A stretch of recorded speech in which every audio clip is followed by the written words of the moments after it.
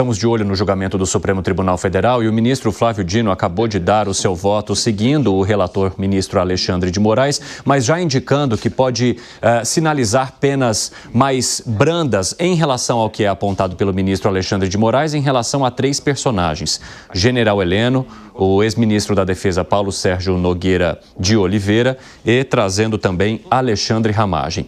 As outras figuras, no caso, o ministro Flávio Dino deve acompanhar aquilo que é apontado pelo ministro Alexandre de Moraes. E tem uma questão muito importante. Ele coloca Jair Bolsonaro e General Braga Neto como os principais articuladores e líderes do plano golpista que agora está sob julgamento no Supremo Tribunal Federal. Aqui comigo já estão os nossos amigos do 3 em 1, também acompanhando tudo e preparados para trazer as suas análises e informações sobre todos os votos e participações de ministros que acompanhamos até aqui. Tivemos uma longa explanação do ministro relator Alexandre de Moraes, que começou pela manhã e terminou agora na metade da tarde, e em seguida o voto, então, do ministro Flávio Dino. Agora o Supremo Tribunal Federal faz mais uma pausa, o que é interessante também para a gente poder digamos assim, colocar a par de tudo aquilo que você precisa acompanhar com opinião crítica sobre a maneira como os ministros têm se posicionado em relação a esse processo de Jair Bolsonaro e outros 7 réus. Eu acho que tem um termo muito importante que a gente precisa colocar aqui. Fábio Piperno, Alan Gani, boa tarde para vocês. Bruno Musa, Zé Maria Trindade também estão conosco à distância. Muito boa tarde para vocês. Se der para a gente fazer aquela tela cheia, já dividimos então as opiniões e trazemos aqui as informações. Eu acho que tem um termo principal que nós precisamos manter o olhar para, diante do que foi colocado pelo ministro Alexandre de Moraes e também pelo ministro Flávio Dino: atos executórios. Os ministros repetiram esse termo dezenas de vezes ao longo de sua argumentação ou de suas argumentações. Por quê? Diferentemente do que tenta pregar a defesa dos réus e também muitas análises de juristas que acompanhamos ao longo dos tempos aqui, desde que esse processo começou a ser avaliado ali no Supremo Tribunal Federal, muito se fala que Jair Bolsonaro e seu grupo apenas cogitaram um ato golpista. E em alguns momentos teriam até planejado situações que pudessem levar ao ato golpista, mas não executado nenhuma função para que houvesse a abolição do Estado Democrático de Direito.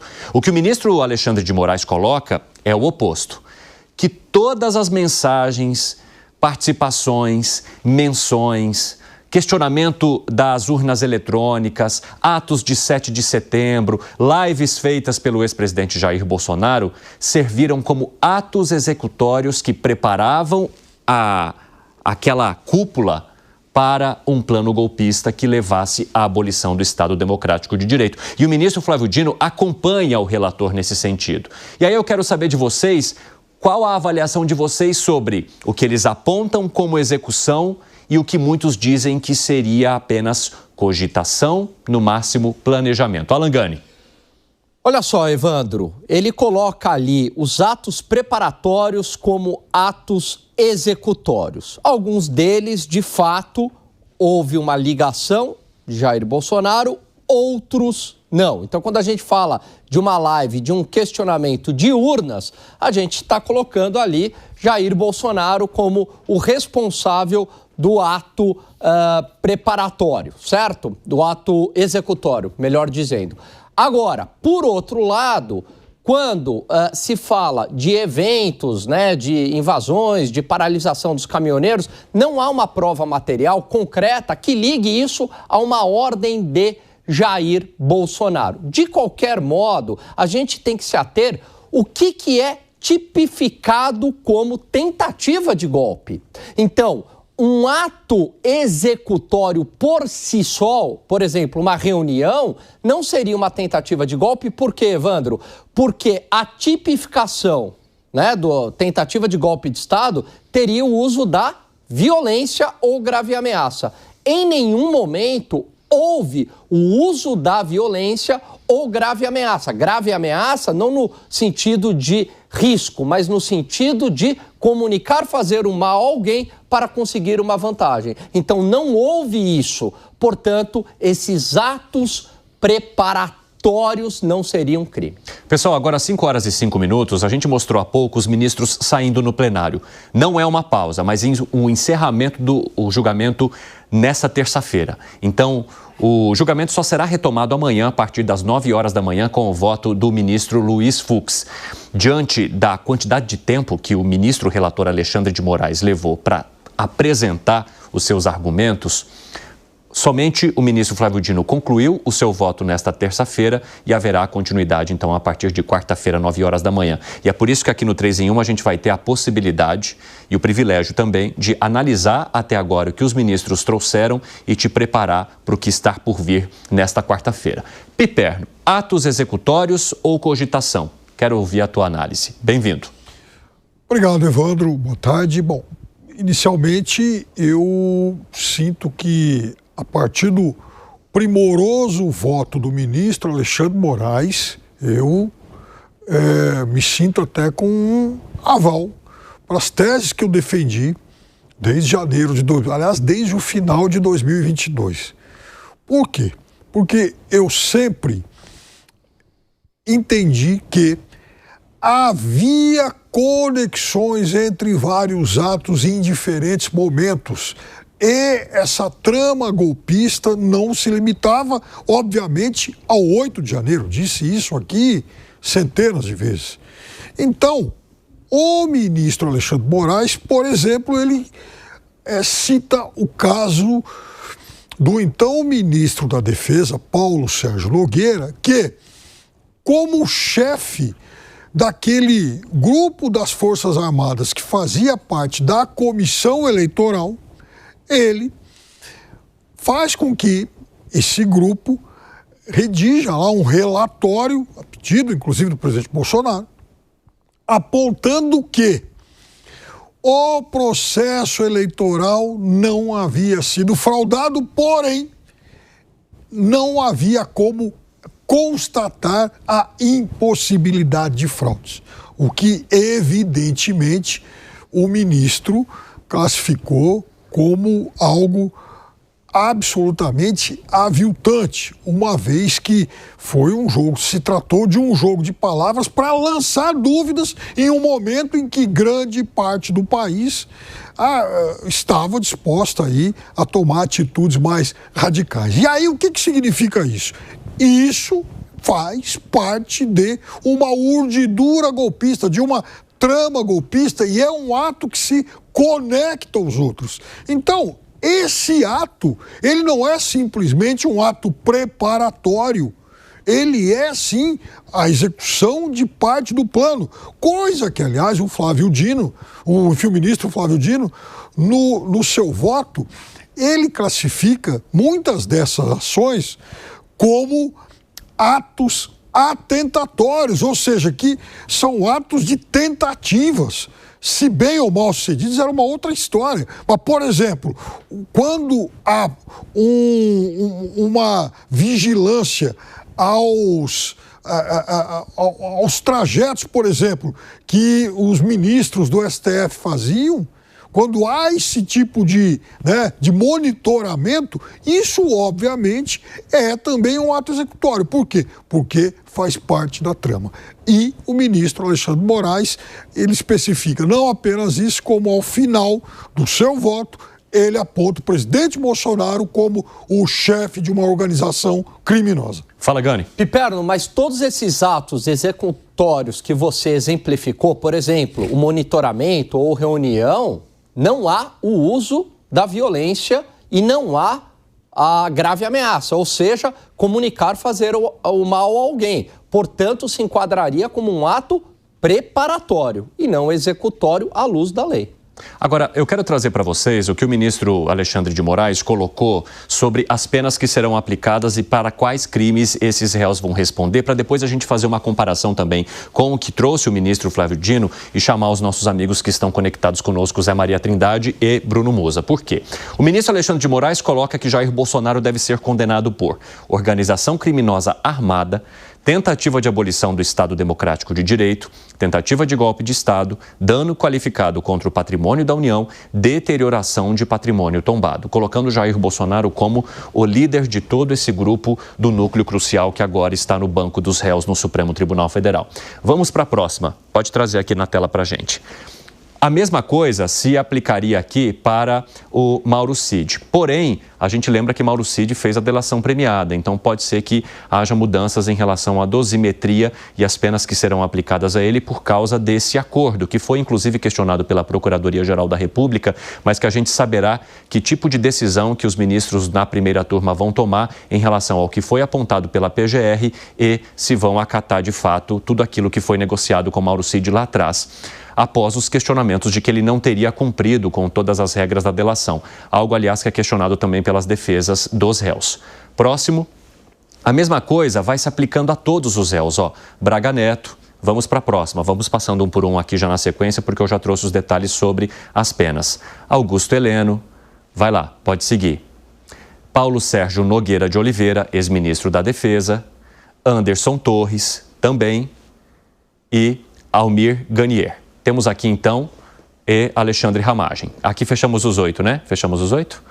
Bom, nesse caso do Alexandre Ramagem, há ali os crimes que seriam aplicados, mas a gente sabe que no caso dele há uma situação diferente por causa da decisão tomada no Congresso, então Alexandre Ramagem responderia por 2 crimes. Mas, ok.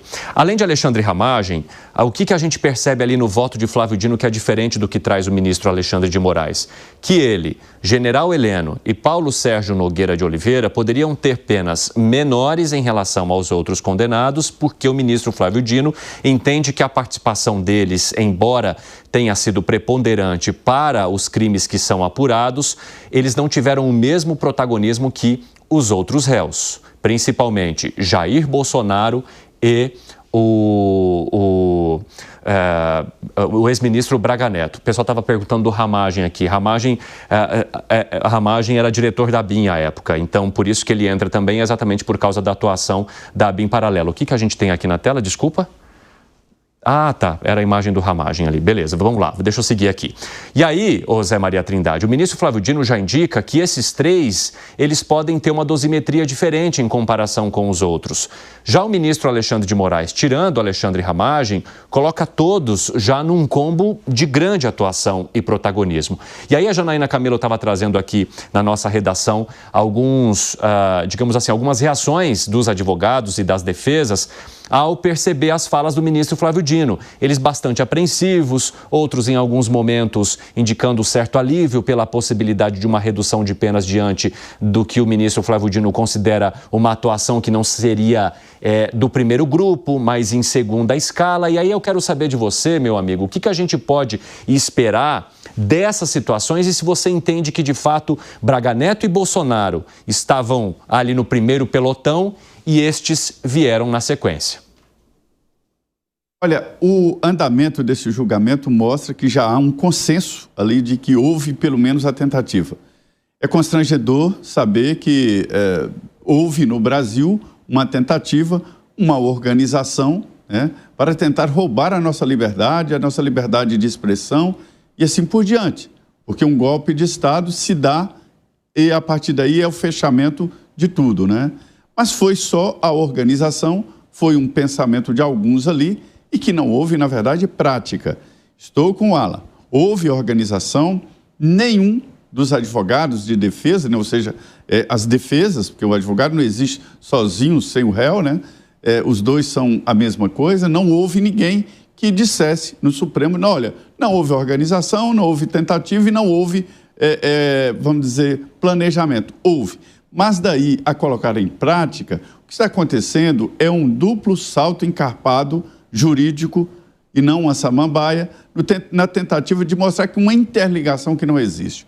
Não há interligação dos atos do dia 8 de janeiro com esta organização, com estas reuniões. Nenhum desses que serão condenados agora foram no dia 8 insuflar as massas ou mandaram representantes. Não tem absolutamente nenhum documento que indica que essas pessoas que estão sendo agora serão condenadas, já são 2 votos, só falta 1. e esse voto está garantido.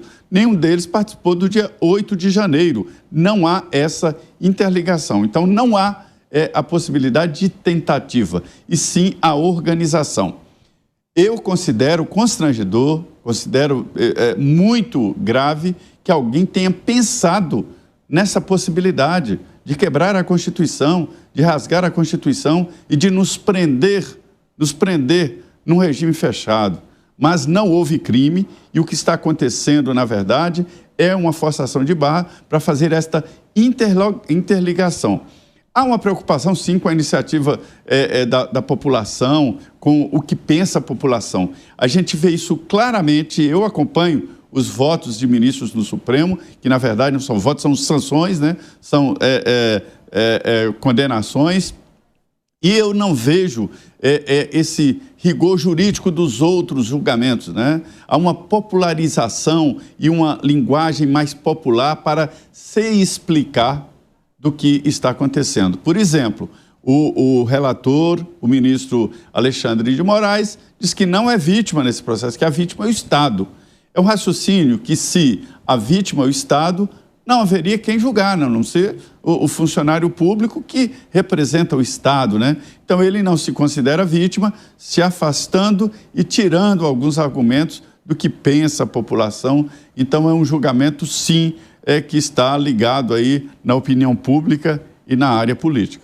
Olha, me deixa atualizar aqui para vocês, então, Alexandre Ramagem, por conta daquela decisão tomada na Câmara em relação aos prazos, até ele se tornar deputado e não. Então, ele responderia por organização criminosa armada, tentativa de abolição violenta do Estado Democrático de Direito e entraria também golpe de Estado aqui. Os outros crimes pelos quais os outros respondem, então, Alexandre Ramagem não estaria. E o próprio ministro Flávio Dino também traz, de certa forma, a possibilidade de abrandar a condenação ou a pena que ele entende para Alexandre Ramagem por perceber ou entender que ele pertenceria a um segundo pelotão. Piperno, eu vi que você discordou do Zé Maria Trindade. Por quê? Porque há, na minha avaliação e também dos ministros, sim, um encadeamento, uma conexão entre esses atos. Veja, o que está em julgamento não é apenas o 8 de janeiro. O 8 de janeiro foi o grande finale de toda essa urdidura. Mas, por exemplo, quando um partido político contrata uma auditoria para, de forma absolutamente ficcional, inventar que houve uma fraude em 48% das urnas, essa é mais uma etapa na tentativa de de caracterizar a fragilidade de um processo eleitoral. E isso foi, obviamente, pago. Houve a materialização do fato. Zé Maria Trindade, quer acrescentar algo? Sim, porque não há realmente essa interligação. Eu não vejo, e se o Piperno tiver, o que aconteceu nesse cronograma, eles não se interligam. Não há como ligar o planejamento lá atrás. O Braga Neto já não estava mais na ativa, né? Os planejadores não foram no dia 8 de janeiro e precisa desta interligação para definir ali atos violentos e justificar formação de quadrilha. Ô Bruno Musa, o ministro Alexandre de Moraes também utilizou bastante do tempo dele para falar do plano Punhal Verde e Amarelo, mencionando que, sim, era um plano que poderia levar ou que tinha como planejamento as mortes daqueles que assumiriam o poder, e inclusive do próprio ministro Alexandre de Moraes, e que o presidente Bolsonaro saberia disso, trazendo então trocas de mensagens e de áudios que indicavam que ele foi comunicado sobre o andamento desse plano. E o ministro Flávio Dino também faz uma alusão ao Plano Punhal Verde e Amarelo, utilizando até de uma ironia. Ele diz: o nome era Plano Punhal, não era Bíblia Verde e Amarela, colocando então esse plano como algo também que garantiria o ato executório, ou seja, já estava em andamento, já havia documentos. E o que o ministro Alexandre de Moraes considera muito grave é que esses documentos, eles não estavam ali em diários, como ele também falou ironicamente. Eram documentos que tinham passagem pelo Palácio do Planalto. Eram documentos que eram impressos na instituição governo federal à época de Jair Bolsonaro, nas palavras do ministro Alexandre de Moraes. Como é que você avalia essas provas que são apresentadas na argumentação dos ministros e que tem a corroboração agora do ministro Flávio Dino? Bom, vamos lá. Primeiro, para ter as palavras do Alexandre de Moraes ou do próprio Flávio Dino, não passam nenhum tipo de surpresa com relação ao que nós estamos vivendo. Como muito bem colocou o próprio Zé Maria Trindade. Foram 2 votos, falta 1, ou seja, nenhum tipo de surpresa nesse cenário de condenação que, na verdade, todos nós já sabíamos há meses. Os próprios juízes, principalmente os 2 que já votaram, fizeram até mesmo o favor de colocar fora dos autos, o que não é permitido, a sua sensação e, obviamente, acaba colocando o seu voto. Isso ficou muito claro, acho que não causa nenhum tipo de surpresa. Portanto, isso não surpreende, mas, obviamente, sob o ponto de vista da Constituição, eu concordo muito com o que foi dito pelo Alan e pelo Zé Maria. Você se coloca como conjecturar, sentar, discutir se isso for um crime, a gente realmente muda por completo a Constituição.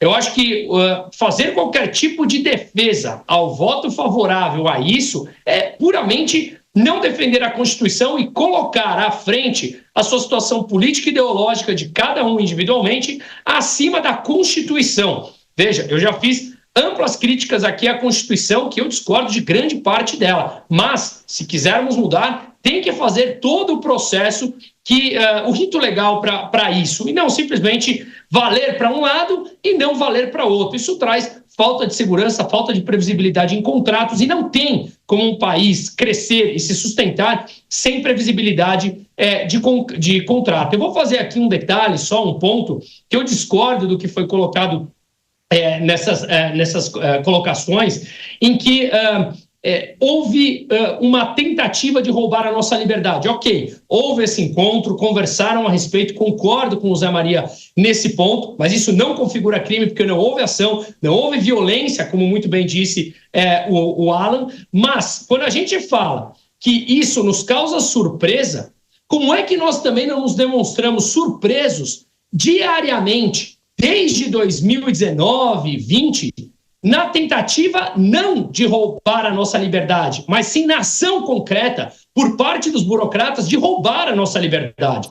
As nossas liberdades já estão sendo roubadas diariamente. Pessoas têm medo de se posicionar hoje em dia no Brasil. Portanto, não faz sentido em uma democracia livre que nós tenhamos crimes de opinião. Não importa a opinião de cada um, elas devem ser colocadas e debatidas para que um país cresça e floresça com amadurecimento das instituições e amadurecimento da sua população. E hoje em dia, grande parte das pessoas tem sim receio de se posicionar da forma como gostariam. E se posicionar não é crime. Crime de opinião não deve existir em qualquer Constituição democrática. Portanto, quando eles falam em pensar em quebrar a Constituição, ela já vem sendo quebrada diariamente com pessoas que não quebraram, mas passam a sofrer punições sem ter individualização de conduta. Portanto, também devemos mostrar surpresas com relação a esse tipo de coisa que vem acontecendo no Brasil. E para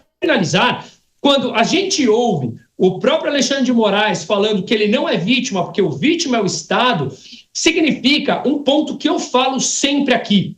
O Estado é um ente abstrato. E culpar um ente abstrato é mais fácil, porque parece que você não tem um CPF a quem cuidar, a quem condenar, a quem colocar a culpa, atribuir essa culpa.